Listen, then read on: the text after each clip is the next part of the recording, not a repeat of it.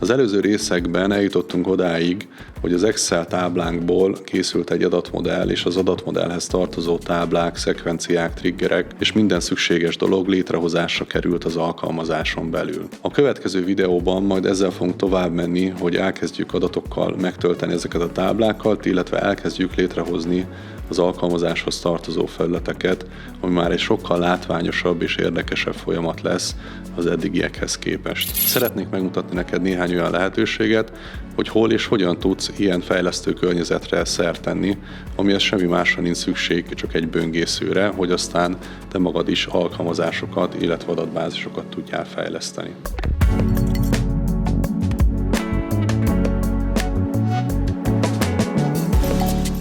Ezzel a videósorozattal az a célom, hogy bemutassam nektek az Oracle Application Express low-code fejlesztő környezetet.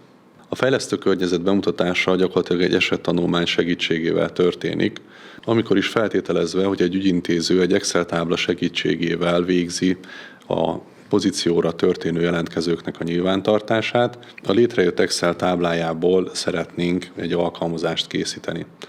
Talán egy ilyen esettanulmányon keresztül sokkal jobban követhető és megérthető az, hogy hogyan is hozhatunk létre egy Apex alkalmazást, mi ennek az üzleti haszna, mi ennek a menete. Az előző részekben eljutottunk odáig, hogy az Excel táblánkból készült egy adatmodell, és az adatmodellhez tartozó táblák, szekvenciák, triggerek és minden szükséges dolog létrehozásra került az alkalmazáson belül. A következő videóban majd ezzel fogunk tovább menni, hogy elkezdjük adatokkal megtölteni ezeket a táblákat, illetve elkezdjük létrehozni az alkalmazáshoz tartozó felületeket, ami már egy sokkal látványosabb és érdekesebb folyamat lesz az eddigiekhez képest. Ugyanakkor, ha kedvet kaptál ahhoz, hogy te magad is elkezdjed ezt az alkalmazást készíteni, építeni, hogy aztán később majd saját alkalmazást is tudjál készíteni, szeretnék megmutatni neked néhány olyan lehetőséget, hogy hol és hogyan tudsz ilyen fejlesztő környezetre szert tenni, amihez semmi másra nincs szükség, csak egy böngészőre, hogy aztán te magad is alkalmazásokat, illetve adatbázisokat tudjál fejleszteni. A legjobb kiindulási pont, hogyha ellátogatsz az apex.oracle.com oldalra, ahol az induláshoz minden szükséges információt megtalálsz. Nézzük meg, hogy hogyan tudsz regisztrálni egy saját fejlesztői környezetben. Gyakorlatilag a Start for Free Today gombra kattintva följönnek azok a lehetőségek, amiket az Oracle számodra kínál ahhoz, hogy Apex-szel elkezdjél foglalkozni. Mint ahogy a korábbi részekben is említettem, az Apex keretrendszer nem létezhet Oracle adatbázis nélkül, és ez azt jelenti, hogy fizetni az adatbázisért kell, ha is amennyiben olyan verziót vagy olyan licenszt használsz, de minden egyes adatbázishoz az Apex fejlesztői környezet ingyenesen jár. Ugyanakkor az Oracle kínál a részünkre olyan adatbázis verziót is, ami ingyenes, korlátozásokkal használható, de bátran állíthatom, hogy ezek a korlátozások elég bővek és elég nagyok ahhoz, hogy akár egy kis vagy közepes méretű vállalatnak is a back-office rendszerét le lehet benne fejleszteni és biztonságosan üzemeltetni lehet. Nézzük az első lehetőséget, amikor csak egy Apex Workspace-re teszünk szert, ami azt jelenti, hogy emögött egy adatbázis séma van, amit más nem lát, csak mi látunk, de nincs dedikált adatbázisunk, hanem az adatbázison belül egy rész áll a rendelkezésünkre, amihez egy Apex Workspace tartozik, és ezt használni tudjuk. Ide egyszerűen tudunk regisztrálni az adataink megadásával. A Workspace-nek kell adnunk egy nevet.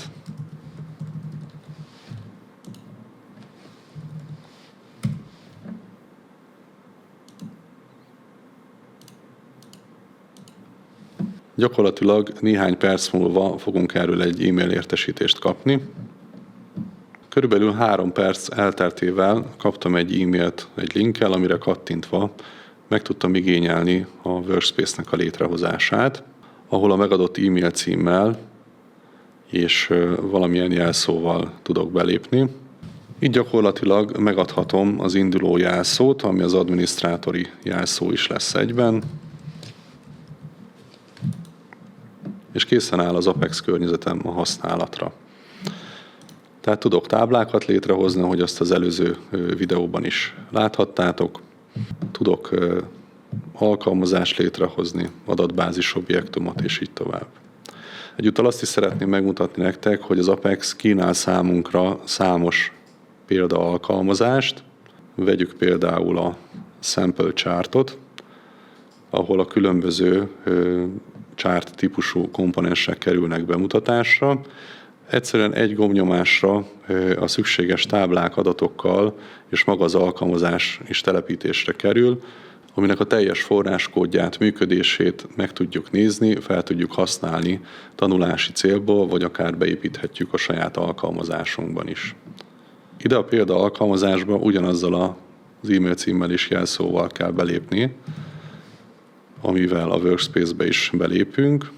Ebben az alkalmazásban tehát a különböző chart típusokat mintaadatokkal ellátva meg tudjuk nézni, és aztán magának az alkalmazásnak a belsejét, felépítését is tudjuk tanulmányozni, vagy akár tanulási céllal felhasználni. Erről majd a továbbiakban részletesen lesz szó. Találhatók itt olyan alkalmazások is, ami kiindulásképpen továbbfejlesztési célokat szolgálnak. A példaalkalmazások között gyakorlatilag bátran szemezgethetünk, és akár az összeset föl tudjuk telepíteni, meg lehet nézni tanulási céllal. Ugyanakkor ezeket a példaalkalmazásokat viszonylag könnyen el is tudjuk távolítani a fejlesztői workspace-ünkből, hogyha ezek zavarnak bennünket. Amit most bemutattam nektek, fejlesztői környezetet, ennek egy igazi hátránya van, hogy magához az adatbázishoz, vagyis az adatbázis sémához külső adatbázis fejlesztő eszközzel, klienssel nem tudunk csatlakozni. Mindenképpen az SQL Workshop használatára vagyunk szorítva.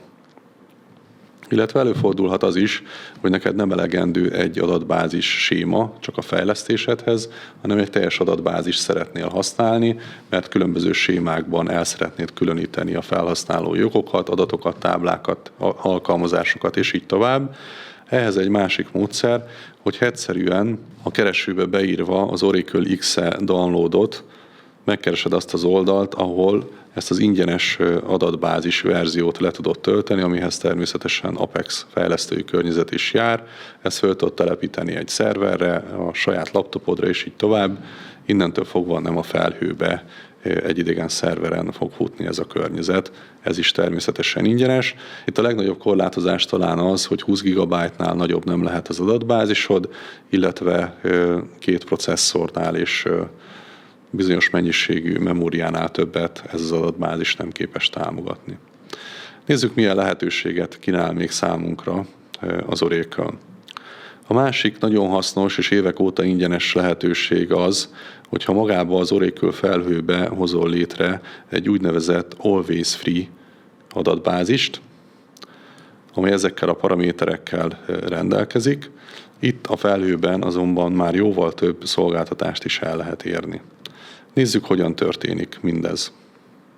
Az Oracle Cloud oldalára megérkezve kattintsunk a Start for Free lehetőségre, ahol szintén néhány alapadat megadásával elindíthatjuk a regisztrációs folyamatot.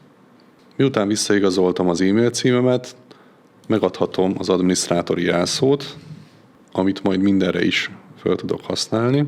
Tehát a jelszó megadása után válasszuk ki a személyes felhasználót, ilyenkor nem kér tőlünk majd az Oracle céges adatokat, adjunk egy nevet az accountunknak, illetve válasszuk ki a hozzánk legközelebb eső szerver központot, és a szolgáltatási feltételek elfogadása után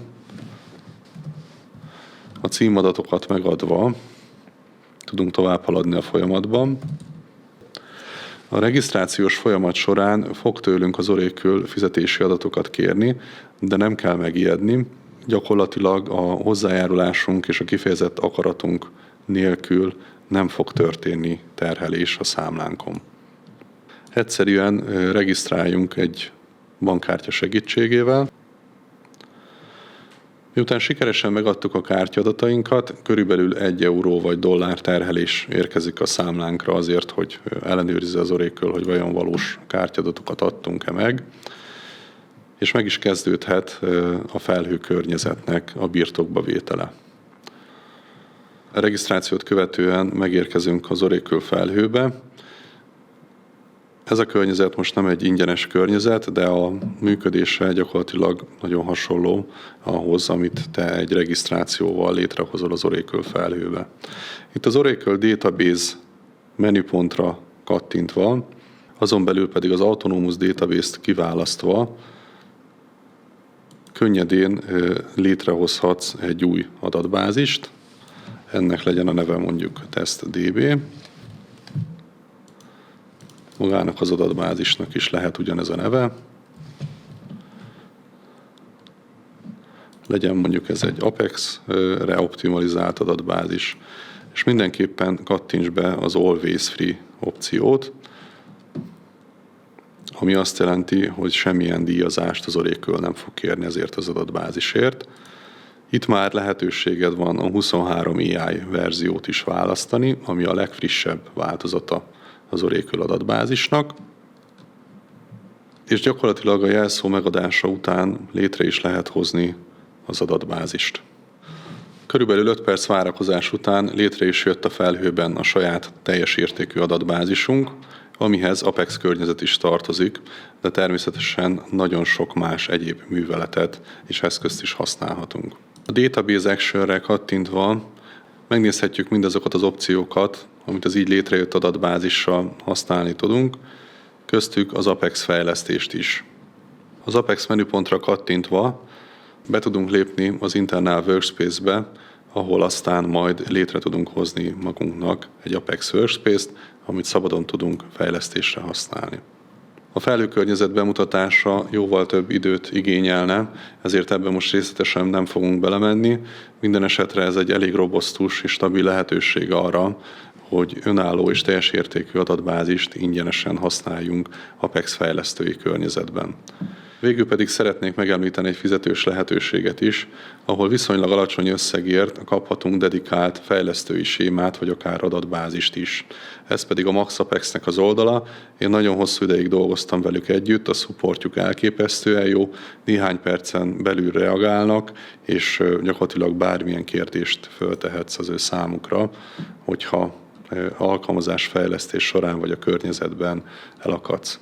Itt látható, hogy egy 100 megabájtos adatbázis, itt is egy ingyenes Oracle adatbázist kell egyébként ez alatt érteni. Itt az üzemeltetés, illetve a support az, amiért fizetni kell, mindössze havi $14 kerül, de aztán ezeket a support segítségével szabadon az igényeknek megfelelően lehet növelni és bővíteni, természetesen az előfizetési díj emelése mellett, de minden esetre egy életképes és egy hasznos alternatíva, ha és amennyiben mondjuk nem szeretnél Oracle felhőt üzleti célra használni.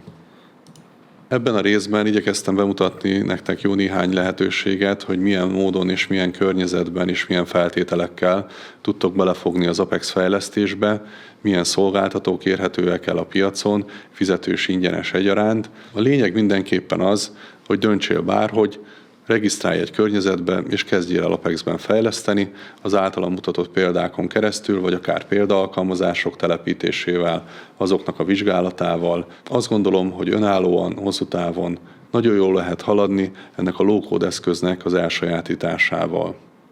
És nem kell hozzá más, csak egy böngésző.